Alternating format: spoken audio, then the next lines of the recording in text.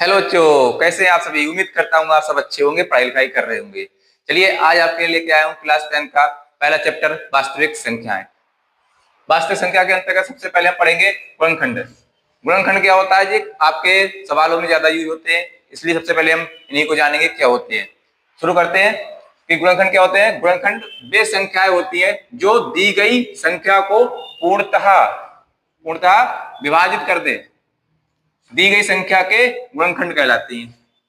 वे संख्याएं जो दी गई संख्या को पूर्णतः विभाजित कर दे, तो दी गई संख्या के वे क्या होते हैं, गुणनखंड कहलाते हैं। जैसे एग्जाम्पल लेते हैं, एग्जाम्पल है हमारे पास 12।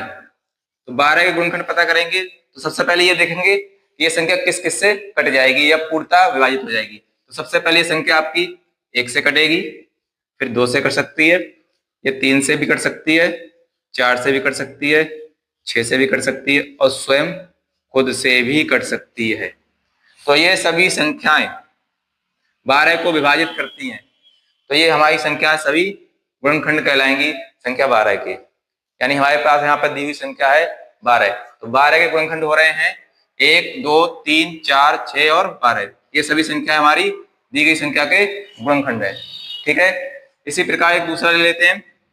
क्वेश्चन 16 है। 16 के गुणनखंड पता करने हो क्या करेंगे, सबसे पहले पता करेंगे इसको कि ये संख्या किस किस से कटेगी।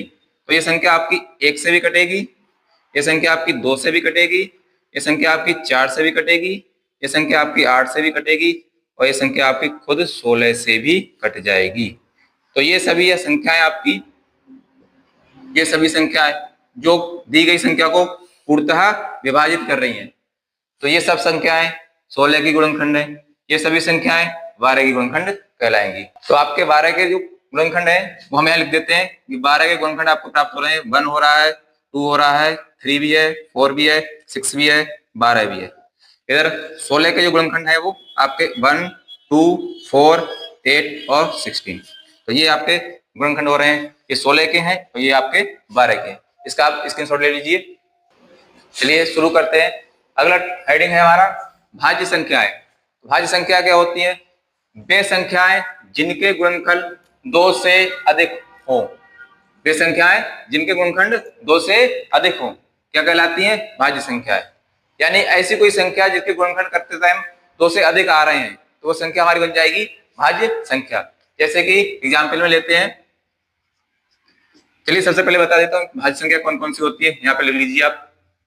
भाज्य संख्या आपकी होती है 4, 6, इसके बाद आ गया 8, 9, 10, 12, 14, 15। इस प्रकार से होंगी आपकी भाज्य संख्याएं। ठीक है, एग्जाम्पल में लेते हैं, कोई भी एक संख्या उठा लेते हैं यहाँ से।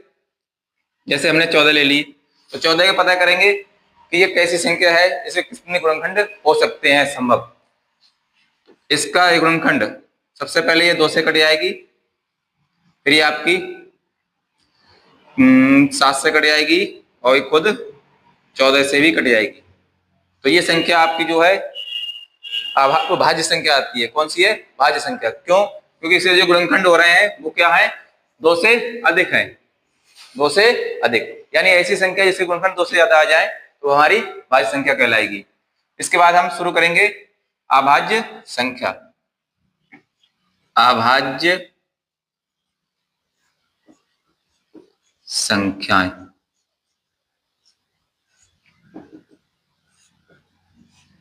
अभाज्य संख्याएं वे संख्याएं होती है जिनके गुणनखंड केवल और केवल 2 हो।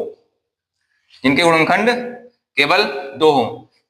जैसे कि यहाँ आपको इसमें कह रहा है कि भाज्य संख्या कौन कौन सी होती है, तो वो होती है वे संख्याएं जिनके गुणनखंड 2 से अधिक हो।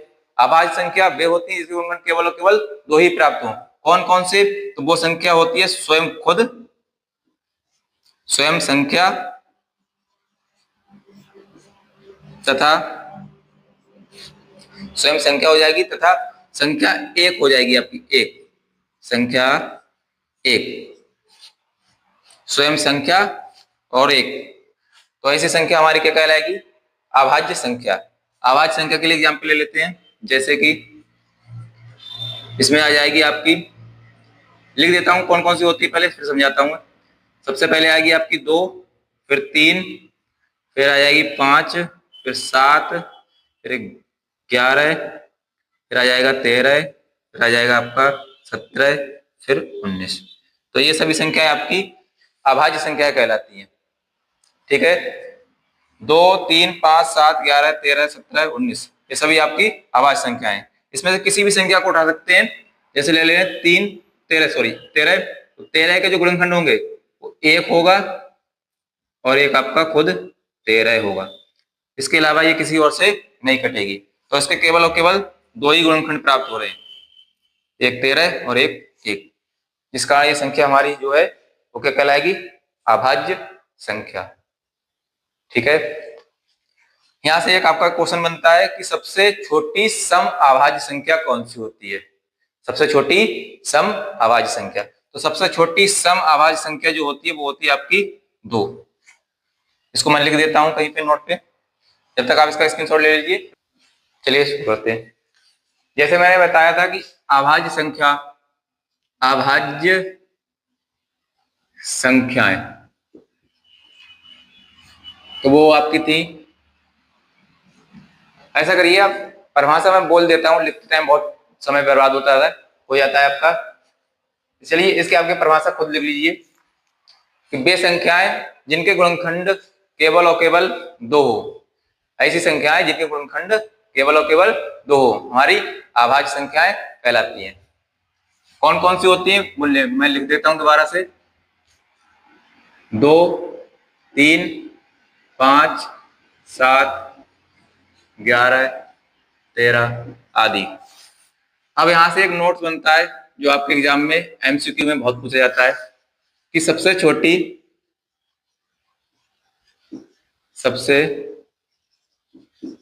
छोटी सम अभाज्य संख्या कौन सी है? तो सबसे छोटी सम अभाज्य संख्या वो हमारी 2 होती है। इसको आप लिख लीजिए, ये आपका बहुत ज्यादा इंपॉर्टेंट है। ठीक है, इसके बाद एक क्वेश्चन और बनता है। क्वेश्चन ये बनता है कि एक कैसी संख्या है, एक जो है वो कैसी संख्या है? एक ना तो भाज्य है और ना ही अभाज्य, एक ना तो भाज्य है और ना ही अभाज्य। तो एक अंक जो है हमारा वो ना तो अभाज्य में आता है ना ही भाज्य में आता है। ठीक है, चलिए इसका स्क्रीनशॉट ले लीजिए। चलिए शुरू करते हैं। क्वेश्चन हमारे पास एनसीईआरटी का, संख्या 6 तथा 20 के अभाज्य गुणनखंड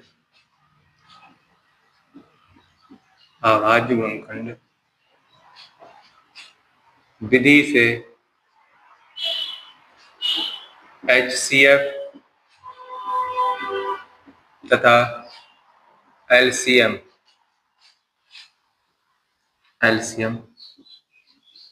ज्ञात कीजिए। गर्मी हो रही है इसलिए जैकेट निकाल दी। चलिए, LCM मतलब होता है मासा, LCM मतलब होता है लासा। संख्या हमारे पास 6 और 20, इनके हमें अभाज्य गुणनखंड विधि की सहायता से LCM तथा HCF ज्ञात करना है। क्या करेंगे? सबसे पहले सोल्यूशन में 6 के फैक्टर करेंगे, अभाज्य फैक्टर, तो होते हैं आपके 1 गुणा 2 गुणा 3। फिर 20 के करेंगे तो 20 के आप क्या आ जाएंगे? 1 गुणा 2 गुणे में आ जाएगा आपका, ये कट जाएगा आपका 2 से कटेगा 2, 4 और 2 पंजे 20। नहीं आता तो आप ऐसे कर लीजिए, 20 को लिखेंगे, 2 से काटेंगे इसको 2 बार, 2 एकम 2, फिर काटेंगे 2 से, 2 पंजे 10, फिर ये 5 से कटेगा, 5 एकम 5। तो ये फैक्टर हो जाएंगे आपके 20 के। अब क्या करेंगे इसमें? सबसे पहले सवाल में पूछा है HCF, तो HCF निकालने के लिए जो कॉमन वैल्यू है उसको लिखेंगे। तो इसमें हमारी कॉमन वैल्यू सिर्फ और सिर्फ 2 ही है, 3 का जोड़ा नीचे नहीं बनता है। नया यहाँ पे 2 है तो 2 का जोड़ा ऊपर नहीं बनना है, एक ही जोड़ा बनना है केवल और केवल 2 का। तो यही हमारा हो जाएगा HCF। इसके बाद निकालेंगे एलसीएम। एलसीएम एलसीएम निकालने के लिए सबसे पहले क्या करते हैं, जिसका पेयर बनता है यानी जोड़ा बनता है उसको लिखते हैं। जोड़ा बनने के बाद जो संख्या रह जाती हैं उनको लिख लेते हैं। अब हमारे पास रह गया ऊपर से 3, यहाँ से रह जाएगा 2 और फिर रह जाएगा 5। इन सबकी मल्टीप्लाई करा देंगे, 2 3 6, 6 दूनी 12, 12 पंजे हो जाता है 60। तो ये आपका हो जाएगा एलसीएम। ठीक है, इसका स्क्रीनशॉट ले लीजिए आप। चलिए क्वेश्चन अगला हमारे पास, ये भी एनसीईआरटी का है। संख्या 6, 72 तथा 120 के अभाज्य गुणनखंड विधि से एचसीएफ तथा एलसीएम ज्ञात कीजिए। इस बार हमारे पास 3 संख्या है, तो पहले क्या करेंगे, 6 का अभाज्य गुणनखंड करेंगे। तो 1 गुणा 2 गुणा 3, फिर करेंगे 72 का और फिर इसके बाद करेंगे 120 का। तो इसको आप अगर ना आते हो तो आप सामने ही एग्जाम में भी कर सकते हैं। 72 को काटेंगे 2 से तो ये कट जाएगा आपका 36 बार में, फिर काटेंगे 2 से इसको तो ये कटेगा आपका 18 बार में, फिर इसको काटेंगे तो ये कटेगा आपका 9 बार में। अब ये कटेगा आपका 3 से, 3 3 9 हो जाता है, 3 एकम 3। तो ये आपके अभाज्य गुणनखंड आते हैं, इसलिए इस विधि को बोलते हैं अभाज्य गुणनखंड विधि। तो ये आपके फैक्टर हो गए 1 गुणा 2 गुणा 2 गुणा 2 पूरे में आ जाएगा 3 और फिर 3। उसके बाद 120 के करके देखते हैं। तो 120 के 2 से काटोगे 6 बार में, फिर 2 से काटोगे 30 बार में, फिर 2 से काटोगे 15 बार में, फिर कटेगा ये 3 से, 3 पंजे 15 और फिर आपका ये कटेगा 5 से, 5 एकम 5। तो ये आपके फैक्टर हो गए 120 के 2 गुणा 2 गुणा 2 गुणा 3 गुणा 5। अब क्या करेंगे, इनका एलसीएम निकालेंगे। ये आपका सलूशन है। यहाँ से एलसीएम निकालने के लिए HCF संख्या हमारे पास 6 है, 72 है, 120 है, इसका हमें एलसीएम ज्ञात करना है। तो सबसे पहले क्या करेंगे, जो कॉमन है सभी में उसको लिखेंगे 2। ऊपर वाले जोड़े में 2 कॉमन है, निकाल लिया, यहाँ से भी 2 कॉमन, यहाँ से भी 2। इसके बाद 3 है ऊपर, तो इसमें से 3 निकालेंगे, यहाँ से भी 3 निकालेंगे। तो इनका पेयर यानी जोड़ा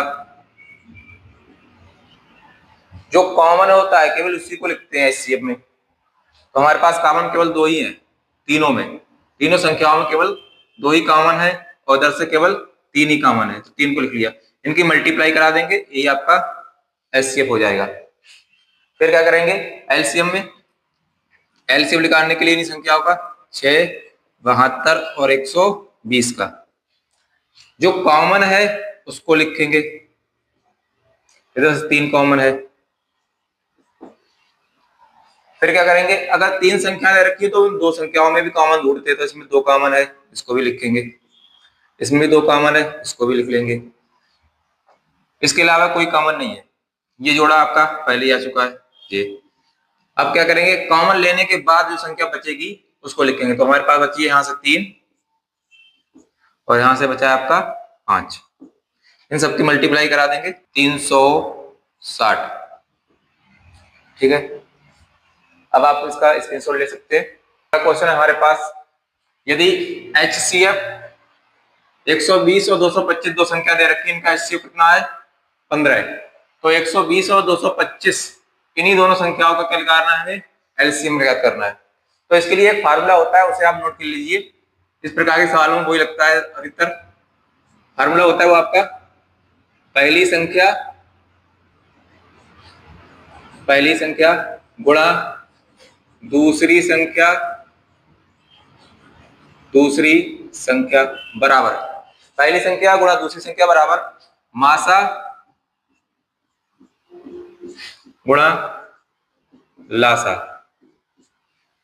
ये होता है आपका फार्मूला। पहली संख्या गुणा दूसरी संख्या यानी दोनों संख्याओं का गुणनफल उनके मासा और लासा के गुणनफल के बराबर होता है।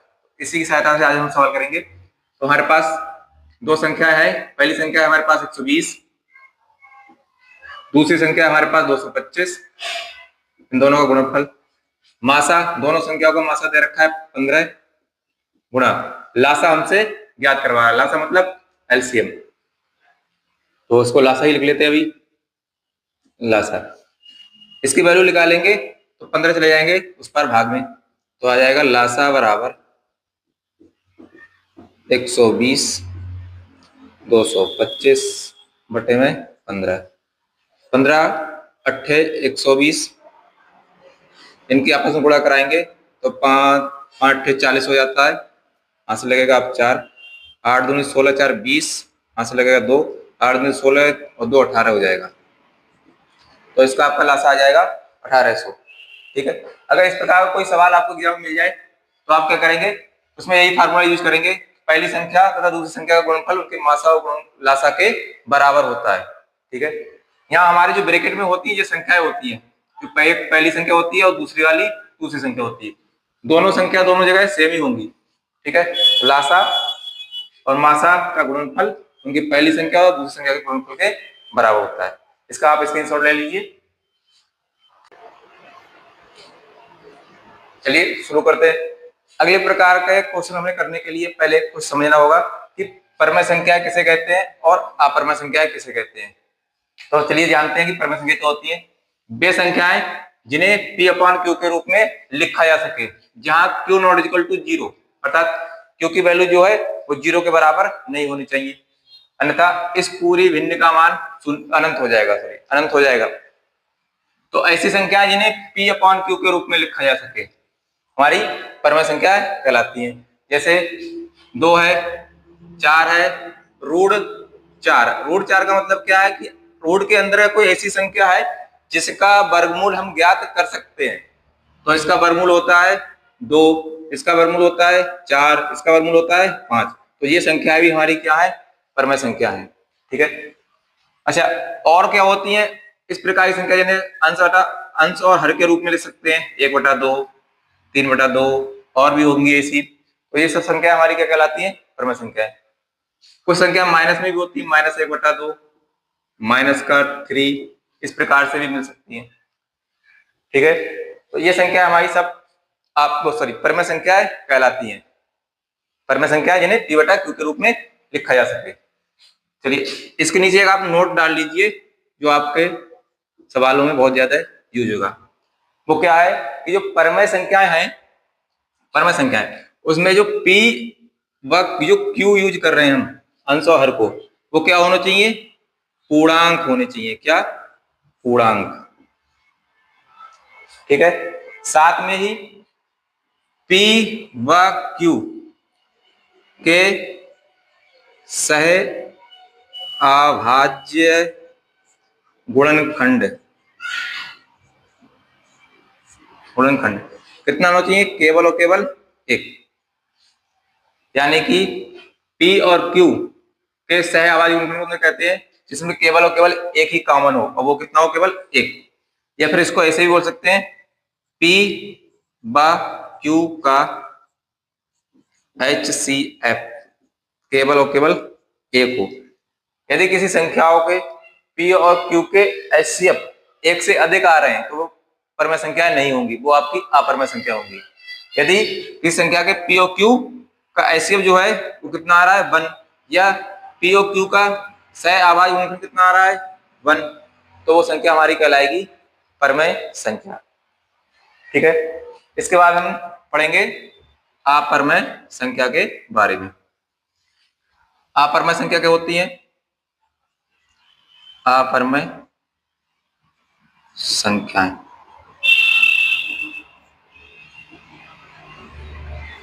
अपरमेय संख्या वे संख्याएं होती हैं, वे संख्याएं वे संख्याएं जिन्हें P अपॉन Q के रूप में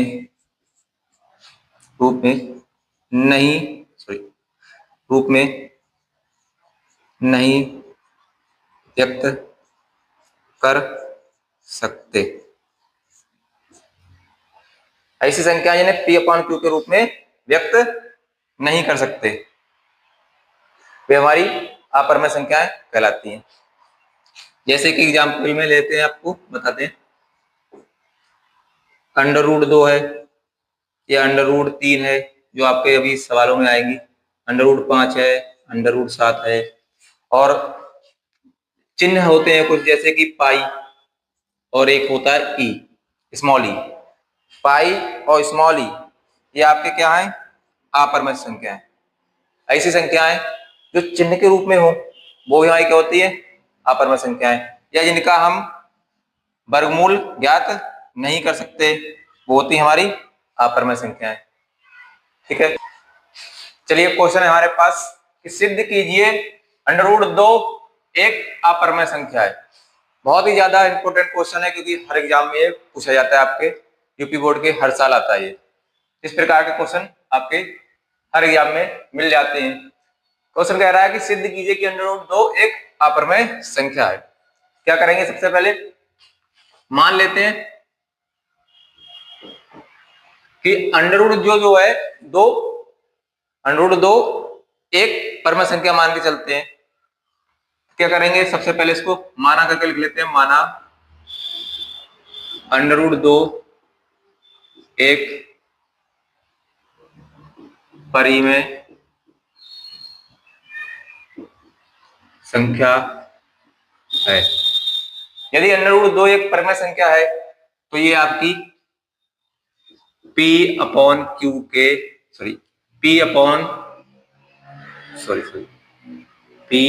में Q के बराबर होगी। ठीक है, जहां P व Q आपके पूर्णांक होंगे, साथ ही P व Q का जो HCF है, इधर लिख देता हूं, HCF वो केवल और केवल कितना होगा, 1। यदि P और Q का HCF 1 है तो हमारी √2 भी क्या होगी, परमेय संख्या। यदि P और Q का HCF 1 से ज्यादा आ रहा है तो हमारी √2 जो वैल्यू है दे रखी सवाल में वो अपरमेय संख्या होगी। चलिए इसे सॉल्व करते हैं। सबसे पहले क्या करेंगे, इसकी तिथि बढ़ा देंगे आप, तो P बराबर आ जाएगा √2Q।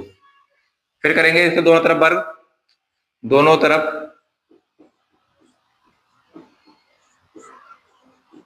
वर्ग करने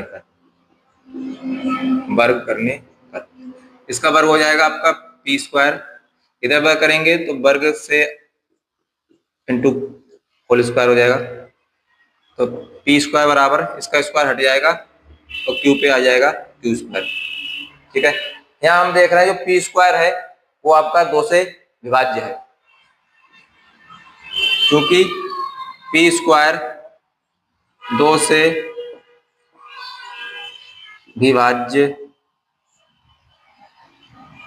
है, इसलिए P भी 2 से भाज्य होगा। ठीक है, आपका P² 2 से पूरा कट जाएगा।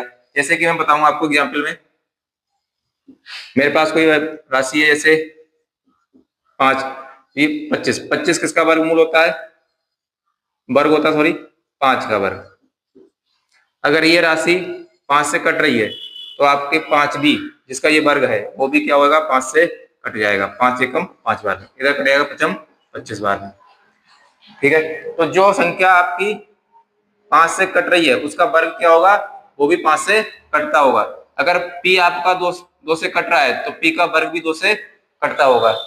ठीक है, फिर क्या करेंगे, इसको डालेंगे समीकरण 1 और इस पूरी वैल्यू को, इधर वाली को कुछ मान लेते हुए, माना P की जगह पे 2a मान लेते हैं। अब इस वैल्यू को P को यहाँ पे रखेंगे तो आएगा 2Q² बराबर, इस वैल्यू को रखेंगे, सॉरी यहाँ पे इसकी वैल्यू रखेंगे तो जाएगा 2a का होल स्क्वायर 2Q² बराबर, ये आपका हो जाएगा 4a²।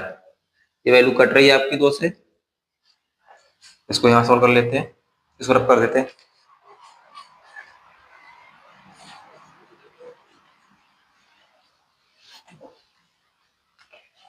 ये कटने के बाद आपका बचेगा क्यू स्क्वायर बराबर 2a²। ये आपका समीकरण 2 हो गया। अब समीकरण 1 और 2 को ध्यान से देखें। चलिए इसका थोड़ा लिख लेते हैं। माना यहाँ आपका जो q है, आपका q वो 2 से विभाज्य है, यानी क्यू स्क्वायर 2 से विभाज्य है। इसलिए जो q होगा वो भी q भी 2 से भाज्य होगा। ठीक है, यहाँ भी क्या हो रहा है, आपका जो क्यू स्क्वायर है वो 2 से विभाज्य है। यहाँ से इसको वैल्यू को हटाएंगे तो जो 2 बटे में चला जाएगा क्यू के, इसलिए बोलते हैं क्यू स्क्वायर जो है वो 2 से विभाज्य है। तो क्यू स्क्वायर अगर 2 से विभाज्य तो क्यू भी क्या होगा, 2 से विभाज्य होगा। तो हम देख रहे हैं समीकरण 1 व 2 से स्पष्ट होता है। समीकरण 1 व 2 से स्पष्ट है। क्या स्पष्ट है?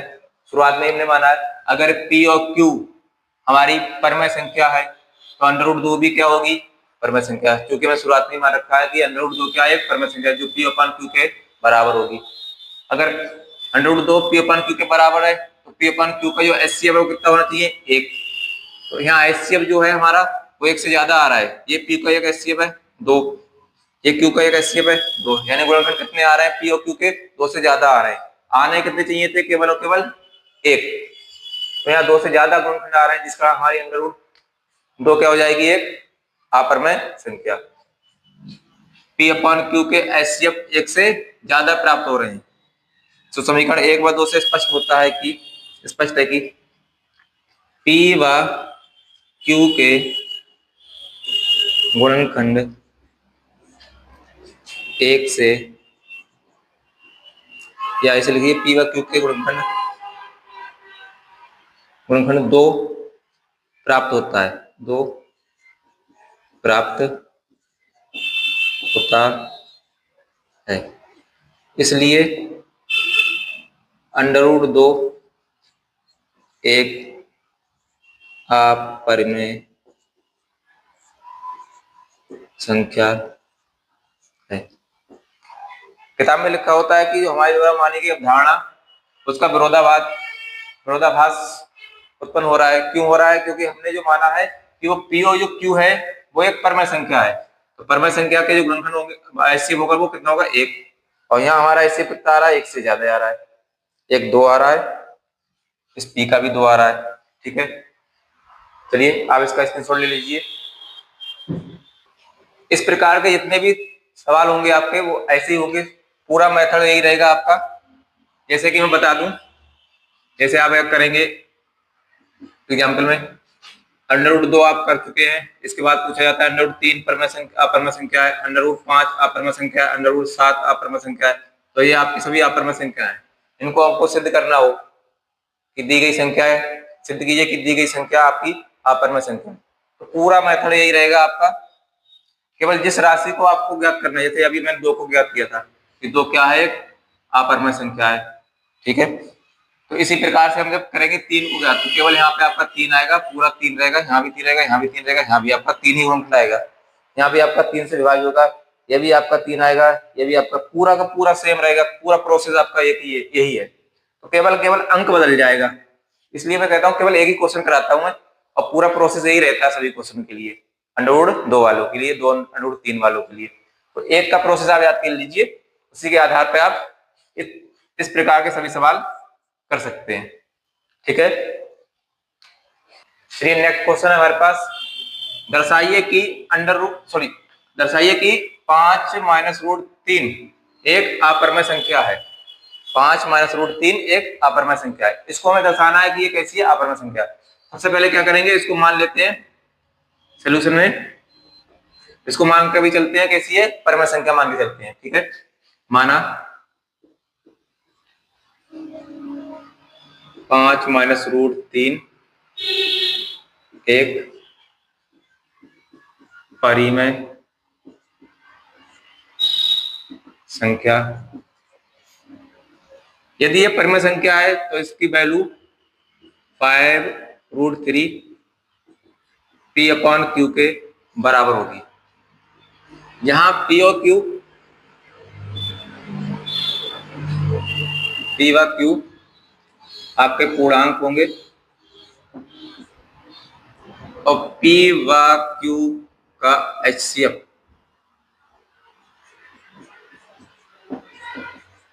वो कितना होगा आपका 1।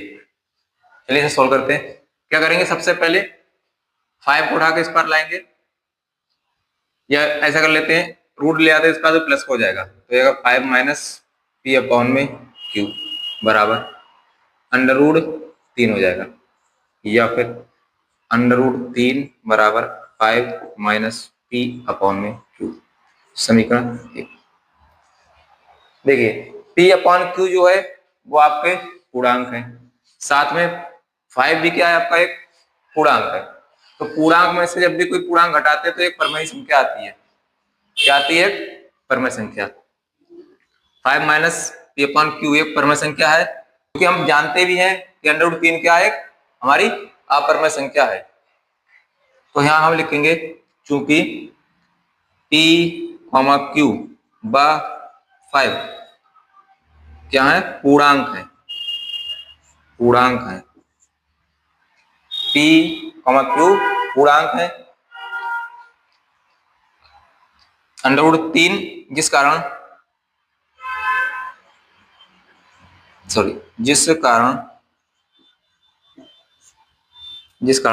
√3 क्या है, एक परिमेय संख्या है। P व Q साथ में 5 क्या है, पूर्णांक है। अब ये पूर्णांक है, दोनों ही वैल्यू आपकी पूर्णांक है। पूर्णांक में से पूर्णांक हटाते हैं तो परिमेय संख्या आती है, या पूर्णांक में पूर्णांक जोड़ते हैं तब भी क्या आएगी, एक परिमेय ही संख्या आएगी। ठीक है, जिस कारण √1 क्या है, √3 क्या है, परिमेय संख्या है। यह विरोधाभास